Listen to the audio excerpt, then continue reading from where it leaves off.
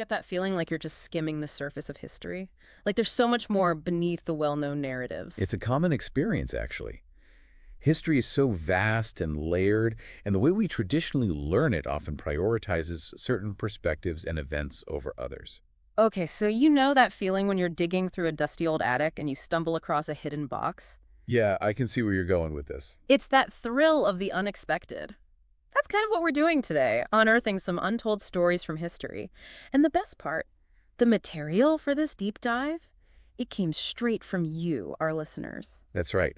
We're taking a journey through three specific historical areas based on the listener selections, each revealing those hidden layers, those surprising insights that make you rethink what you thought you knew. Exactly.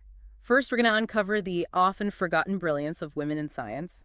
Then we'll head west, into the heart of the American frontier to unearth some of its secrets. Stories you might not find in the standard history books. And lastly, we'll cross the Atlantic and delve into the hidden depths of the British monarchy's sprawling past. Our mission, to extract the most compelling nuggets from this material, the unexpected facts, the surprising connections that really spark a new understanding. Okay, let's jump right in. Our first stop, the forgotten women of science. Yeah, this is a topic that never ceases to amaze me. You dig into the history of science and you start to see how many women made pivotal contributions but somehow got pushed to the sidelines. Totally. And the material we've been looking at really brings that home. Absolutely. Like Ada Lovelace, for instance. The notes highlight her as often considered the first computer programmer. Oh, definitely a pioneer. Think about that, the very dawn of the digital age, and a woman was right there at the forefront, laying the groundwork. That's right. And her work with Charles Babbage on his analytical engine wasn't just about number crunching. Right, she was thinking bigger picture. Exactly. Lovelace saw its potential for creative applications. Essentially, she was conceiving the very principles of software and algorithms, Wow. which, was pretty unique for that time. We're talking the very early stages of computing here, a truly remarkable vision. Then there's Rosalind Franklin, whose contributions to figuring out the structure of DNA are also front and center in this material. Ah, Rosalind Franklin, absolutely critical to that discovery. It's like we all learn about Watson and Crick, but Franklin's work, especially her X-ray diffraction images, those were the crucial pieces of visual evidence. Oh, without a doubt. The evidence they needed to crack the code of the double helix? I mean, who knows how differently history might have unfolded without her insights? Her image, Photo 51, it wasn't just a photograph. It provided the precise measurements, the structural clues about the DNA molecule, its dimensions, the spacing of its repeating units. It's like she handed Watson and Crick the key to the puzzle. Wow, okay. This really highlights something important about science, how much of it depends on collaboration.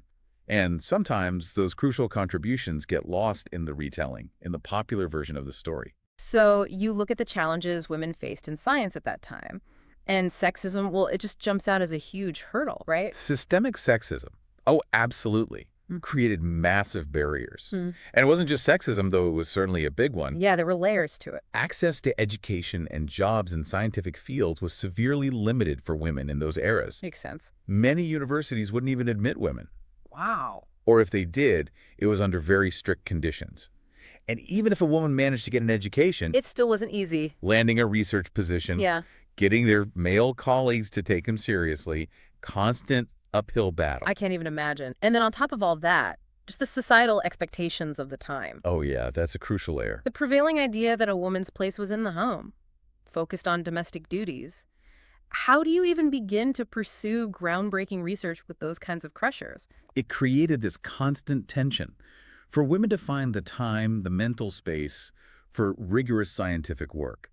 It wasn't just about opportunity. It was about a whole cultural mindset, one that really undervalued women's intellectual pursuits. So how did these women facing all of these obstacles manage to make the contributions highlighted in this material? The sources mentioned determination, hard work, and the importance of support networks. Well, their determination was definitely key. I mean, they had this burning passion for knowledge, this incredible resilience to keep going despite those systemic barriers. They had to. Hard work, too. They often had to exceed expectations just to get noticed, to be taken seriously. And support. Mm. whether it was from family members, mentors, or even networks of other women in science. All right, so they had each other's backs. Those networks were vital for navigating that complex social and cultural landscape. It really speaks to their incredible strength and tenacity. Now let's shift gears a bit. Yeah, let's do it. Turn our attention to the American West. You know, classic Wild West imagery, cowboys, pioneers, that sort of thing. But the material you sent over hints at a secret history beneath the surface.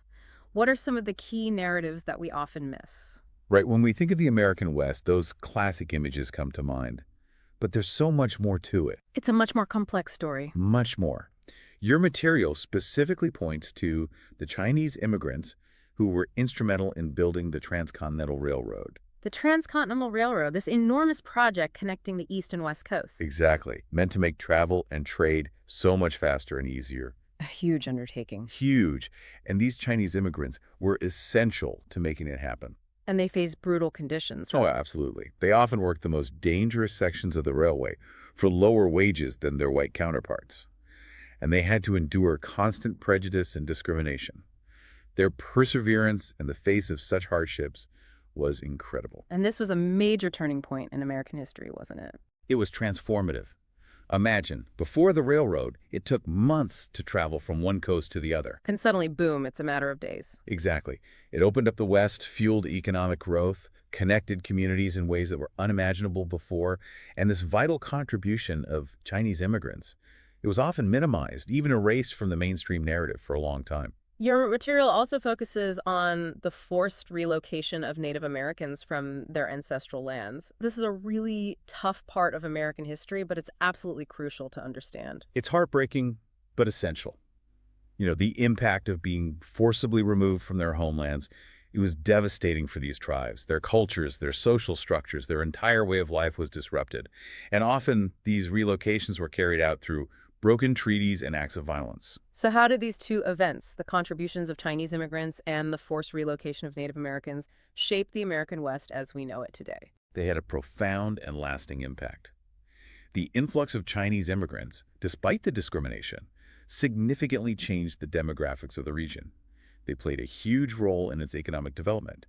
At the same time, the removal of Native American tribes reshaped the physical and cultural landscape. In a way, it opened up those lands for settlement and resource extraction. It did, but at a tremendous cost to indigenous communities.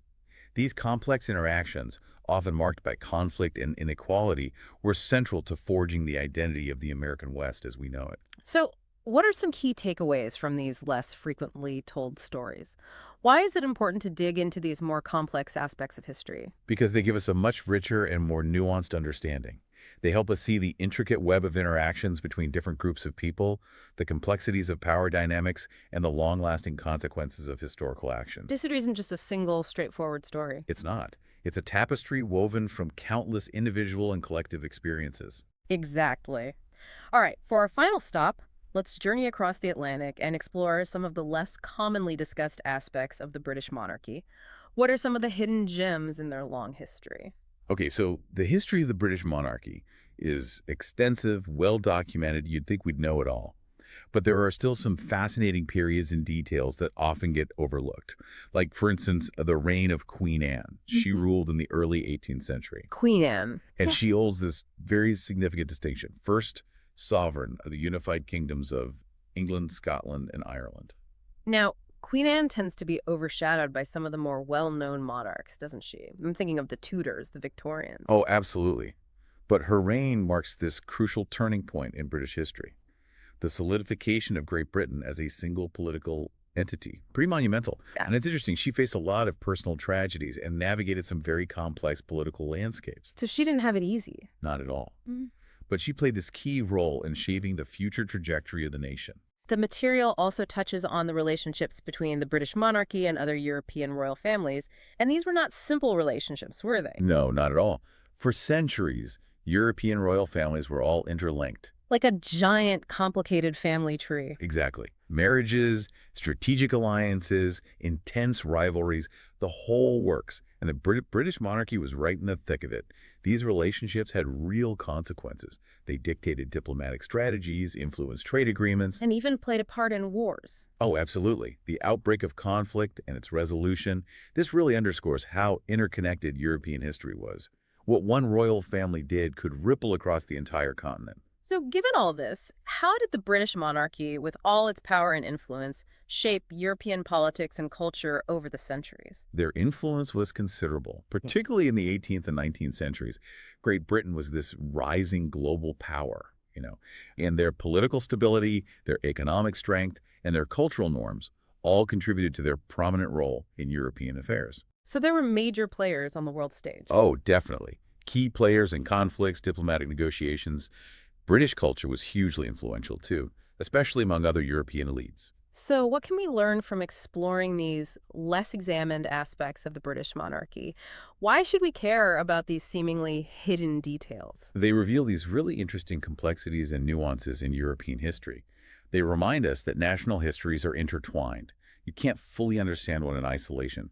And they highlight the impact that monarchies have had. Not just as institutions, but also the impact of individual rulers. Exactly. Shaping events, forging alliances, influencing cultural norms. Understanding these less visible layers gives us a much richer appreciation for the forces that have shaped our world. It's fascinating how even well-known historical periods can still surprise us. Like there are always new perspectives to uncover. There are. And it leads us to a final thought for you, our listeners. If biases and limitations in historical records have obscured the contributions of women in science, the experiences of marginalized groups in the American West, and even key aspects of the British monarchy, what other areas of knowledge might be similarly affected? Whose stories are still waiting to be told, and what could we gain by seeking them out? It's something to think about, isn't it? There's always more to uncover, always another layer to peel back. Exactly. History is an ongoing conversation, always evolving, always being reinterpreted as new evidence comes to light and new voices are heard. And that's what makes it so fascinating. It certainly does. There's always something new to learn, always another mystery to unravel, and who knows what we might discover along the way. Thanks for joining us on this deep dive into the untold stories of history. We'll be back next week with another intriguing exploration. Until then, keep digging, keep questioning, and keep those historical imaginations firing. And if you have any historical mysteries you'd like us to explore, send them our way. We're always on the lookout for hidden stories waiting to be told. So until next time, keep exploring. And keep learning.